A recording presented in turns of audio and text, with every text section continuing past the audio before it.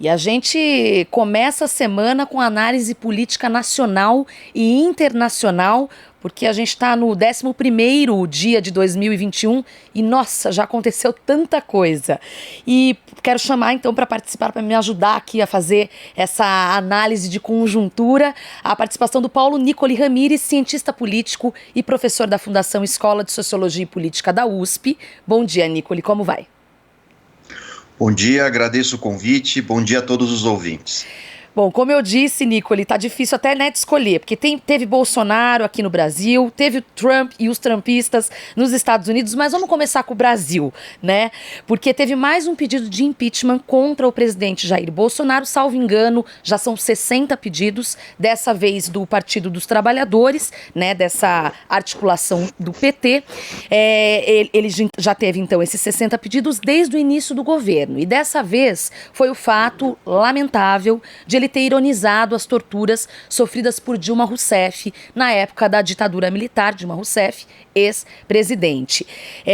Tem uma coisa curiosa, né, Nicoli, que eu fiquei pensando, não é a primeira vez que ele fala isso, não é a primeira vez que ele tenta trazer esse revisionismo histórico, que ele tenta questionar, né, a veracidade dos fatos que aconteceram na violenta ditadura militar que a gente teve no Brasil, mas a pergunta que não quer calar é: Rodrigo Maia vai deixar para o sucessor essa decisão de levar adiante esse pedido ou não, na sua leitura? Bom, aparentemente não, né? Rodrigo Maia, os 2 anos que ele ocupou, aliás, o seu último mandato, né, de 2 anos, que coincide, né, com os 2 anos de mandato também a presidência do Bolsonaro, o Rodrigo Maia, de todas as formas, tentou baixar a poeira, as tensões. Rodrigo Maia tentou dar um ar mais de institucionalidade ao funcionamento do Congresso. O que desagradou, por sua vez, alguns atores políticos dentro do Congresso, né, os partidos de esquerda, como o PSOL, por exemplo, e o próprio PT. E o Rodrigo Maia, para deixar como sucessor à presidência o Baleia Rossi, ele elevou o tom de voz exatamente para atrair a atenção dos partidos de esquerda, o seu apoio à candidatura do Baleia Rossi. E agora a gente tem uma polêmica interessante, né, envolvendo o apoio do PT ao Baleia Rossi, que é exatamente a possibilidade, enfim, do Rodrigo Maia e o próprio Baleia Rossi alavancarem o pedido de impeachment já para o próximo mandato do Congresso. Tudo a depender não exatamente das falas de Bolsonaro a respeito da tortura, mas sim a gestão em relação à pandemia. Eu tenho essa impressão, né, que o que de fato pode levar à frente um pedido de impeachment a Bolsonaro é de fato as justificativas que ele terá que dar, por exemplo, por ter gastado uma quantidade imensa de recursos públicos, por exemplo, para a produção de cloroquina, e não ter conseguido antecipar a compra de vacinas, agulhas e até mesmo acordos com outros laboratórios que produzem tantas outras vacinas contra a Covid.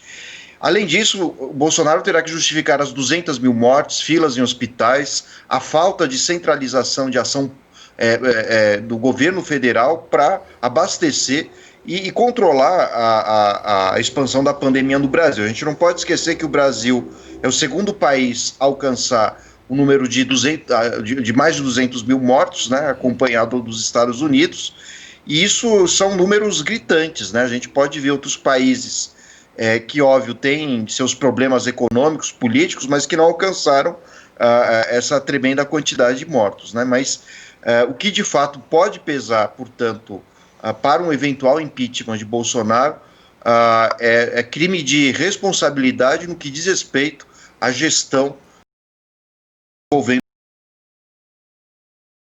Mas um reflexo é o que de prático acontece numa gestão criminosa, enfim, como a gente tem visto em muitas situações do governo Bolsonaro. E sobre isso, queria também trazer ainda a questão da disputa no Congresso, porque percebo, no final do ano a gente já tinha falado, eu e você, sobre isso um pouco, mas quero saber, afinal de contas, porque eu estava vendo nos últimos dias nas redes sociais, eu sou muito ativa nas redes sociais, eu estava vendo que teve até a subida de uma hashtag vacina e impeachment já. né? E o curioso é que também pelo lado dos mais moderados ou mais conservadores, mas não bolsonaristas. Ou seja, sinalizando essa, como você bem disse, essa tentativa de encontrar uma agenda comum que seria tirar Bolsonaro do poder.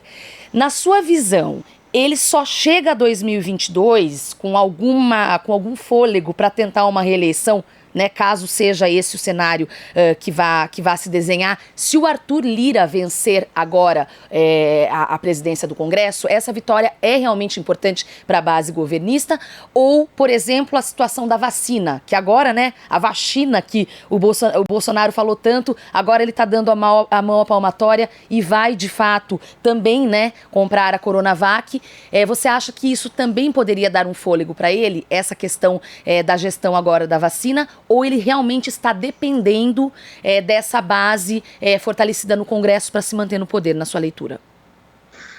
Enfim, a grande vantagem da eleição do Arthur Lira, que é o candidato que Bolsonaro apoia, é conseguir desviar a atenção da população e da mídia em relação à incompetência, né, diante da situação pandêmica, né? O que está por trás da eleição, enfim, de uma eventual vitória do Arthur Lira. Acredito que isso não vai acontecer, mas caso ele vença, as pautas morais, ou seja, toda aquele discurso de Bolsonaro voltado ao discurso contra o kit gay, coisa que não existe, mas que segundo os bolsonaristas existe nas escolas, as questões contra a esquerda, contra os movimentos ambientalistas, direitos humanos, tudo isso poderá desviar a atenção da mídia e da população, como o Bolsonaro tem feito nos últimos 2 anos, a fim de que essas pautas sendo levadas ao Congresso com a vitória do Arthur Lira, desviaria a atenção exatamente para a crise que está no horizonte, né? A gente não pode esquecer que não há nenhuma intenção de Bolsonaro e da sua equipe econômica em prorrogar o Corona Voucher, né, o benefício que primeiro foi R$600, agora 300.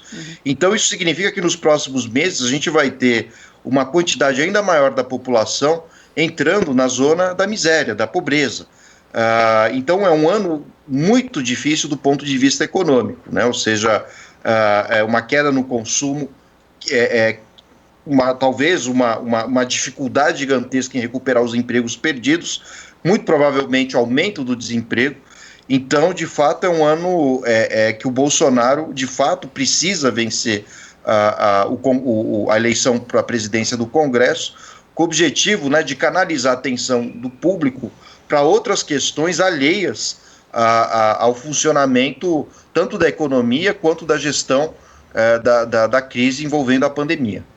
Sem dúvida. Bom, agora, ainda falando do Bolsonaro, mas agora eu quero ir para os Estados Unidos, porque a gente viu na semana passada cenas lamentáveis da invasão do Capitólio, né, do Congresso norte-americano, inclusive com a morte de 5 pessoas, né, e essa mobilização dos trumpistas, eu ia falar dos bolsonaristas, dos trumpistas continua e tem inclusive tido sinalizações bastante perigosas.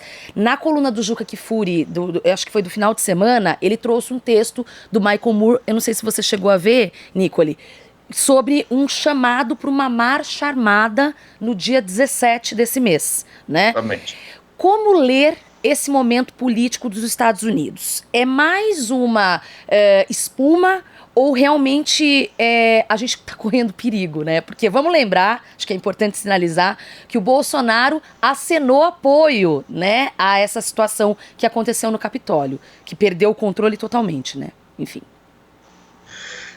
a gente tem que entender que as democracias, elas são regimes frágeis, né? Se a gente pegar clássicos, né, intérpretes da democracia contemporânea, é o caso de um cientista político chamado Robert Dow, ou mesmo que escreveu um livro chamado Poliarquia, ou mesmo um texto mais recente de um professor de Harvard, né, o Levitsky, chamado Como as Democracias Morrem. O que está em jogo nessas reflexões é que a democracia, ela depende muito da boa vontade das instituições, né, Congresso, Senado, as cortes jurídicas, assim como o executivo. É necessário que os que concorrem, por exemplo, à presidência, aceitem a vitória ou a própria derrota, aceitem as regras do jogo. Então, de fato, uma mídia também que referenda a legitimidade das campanhas eleitorais. Então, a democracia ela é um regime que depende muito da boa vontade, né, e do compromisso com o funcionamento das instituições, das regras, do comprometimento com aqueles que se saem vencedores e aqueles que saem derrotados também aceitam a própria derrota. Então, o que acontece, né? O que está acontecendo hoje, tanto nos Estados Unidos quanto no Brasil, é um processo de deslegitimação do processo eleitoral, né? O Trump, ao ser derrotado, afirmou que a eleição inteira havia sido uma grande fraude. Bolsonaro, por sua vez, aqui no Brasil, na mesma semana em que houve, na semana passada, quando houve a marcha a favor do Trump que invadiu o Congresso americano, o próprio Bolsonaro disse que, se não houver voto impresso, é bem certo que a eleição também seja fraudada aqui no Brasil. O que é um absurdo, né? Então, à medida que você começa a deslegitimar o funcionamento do sistema democrático, essa é a porta aberta, né, de entrada dos regimes autoritários. E óbvio que a forma como os Estados Unidos se comportam, a maneira como as disposições políticas ocorrem nesse país, acaba afetando o mundo como um todo, né? Isso poderá ter reflexos aqui no Brasil em 2022. E é isso que nós precisamos abrir os olhos, né? Ou seja, é fundamental que os derrotados aceitem o processo eleitoral. Vejam que aqui no Brasil aconteceu algo parecido, quando em 2016 Aécio Neves, candidato do PSDB, sai derrotado e não aceita o resultado das eleições, chegando a afirmar a possibilidade de uma fraude. E ao mesmo tempo que saiu derrotado, ele anuncia toda uma série de travamentos dentro do Congresso e do Senado a qualquer possibilidade de governabilidade da Dilma. Então, o que está ocorrendo nos Estados Unidos é uma porta aberta, né, de fato, para a ascensão de regimes autoritários, regimes ditatoriais. E a marcha do dia 17, que aparentemente os trumpistas organizaram em várias cidades dos Estados Unidos, é uma ameaça ao funcionamento desse regime democrático, né? Então, de fato, é isso que está acontecendo no mundo, né? Ou seja, grupos de extrema-direita estão tentando deslegitimar os processos democráticos, primeiro com as fake news, que foi um processo que ocorreu bastante entre o ano de 2016 e 2018, e agora, saindo-se derrotados, né, o processo agora é deslegitimar o próprio processo eleitoral, né? Primeiro, venceu-se as eleições com mentiras, com amplo processo de fake news, e agora a ideia é deslegitimar o processo eleitoral como forma de ascensão de regimes e candidatos autoritários. Bom, para a gente terminar, ainda, né, sobre essa comparação inevitável entre Estados Unidos e Brasil, tem mais outros 2 artigos que eu li também esses dias, o do Celso Rocha de Barros e o Jânio de Freitas, que fizeram a exata comparação. E eu estava prestando atenção nos discursos do trumpismo e do bolsonarismo. E é exatamente isso que você falou, os elementos, eles se repetem, o negacionismo com relação à pandemia, o não uso de máscaras, o discurso belicoso, armamentista e a deslegitimação, né, a tentativa de desmerecer o processo democrático. Agora, a minha pergunta a você é a seguinte: além do que a gente está vendo na parte institucional, política, ou seja, essas articulações no Congresso que estão ganhando força, de quase que uma frente, uma pauta ampla, conjunta, ainda que haja diferenças políticas entre partidos, para além disso, nós, enquanto sociedade, como tentar barrar essa chegada, não, né? Essa realidade autoritária que tem crescido tanto, já que é tão difícil conversar, estabelecer algum diálogo com o bolsonarista. É possível ainda algum diálogo ou não? Você acha que rompeu esse tecido de uma maneira impossível de retomar? Bom, o grande problema é que a gente tem que saber diferenciar os bolsonaristas daqueles que simplesmente votaram no Bolsonaro, né? Tudo isso ocorreu porque houve uma ampla campanha midiática contra o PT e, de fato, muitas pessoas que votaram no Bolsonaro não necessariamente compactuam com todo o discurso racista, preconceituoso, antissistema, antidemocrático que representa a figura do Bolsonaro. E, de fato, após as eleições e diante desses 2 anos de mandato do Bolsonaro e uma série de problemas causados, né, pelo Bolsonaro em relação ao meio ambiente, direitos humanos, agora com a pandemia, crise econômica, etc, etc. Aliás, o que a gente tem de legado do Bolsonaro são mais problemas do que soluções. São mais problemas e espetáculos, né, em torno de questões morais do que necessariamente projetos políticos para o país.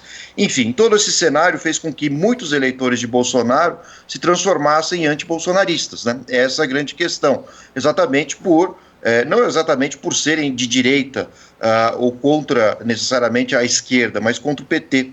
E isso fez com que houvesse hoje no Brasil, e muita gente tem passado por isso, né, uma comparação do que foram os anos de governo do PT e o que hoje são os governos do Bolsonaro. Bom, enfim, resultado.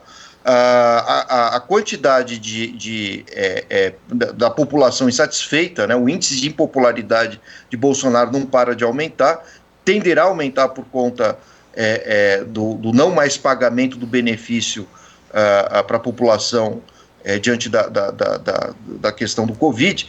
Enfim, então tudo isso prepara um cenário de impopularidade cada vez maior para o Bolsonaro.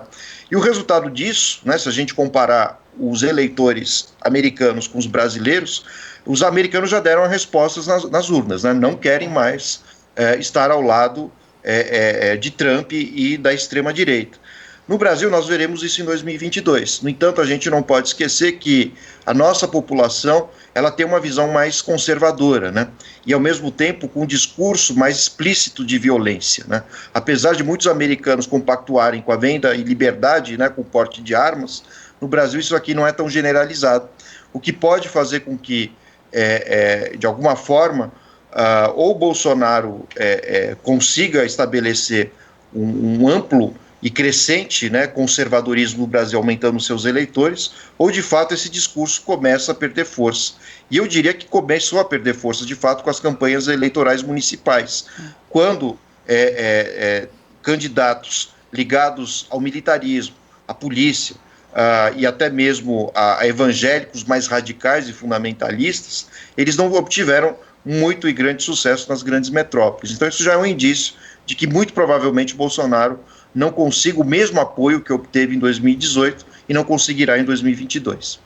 Bom, é isso aí. Quero agradecer muito, mais uma vez, a excelente participação do Paulo Nicoli Ramires, cientista político e professor da Fundação Escola de Sociologia e Política de São Paulo. Muito obrigada, Nicoli, e até uma próxima oportunidade. Eu agradeço a oportunidade e desejo um bom ano a todos. Valeu.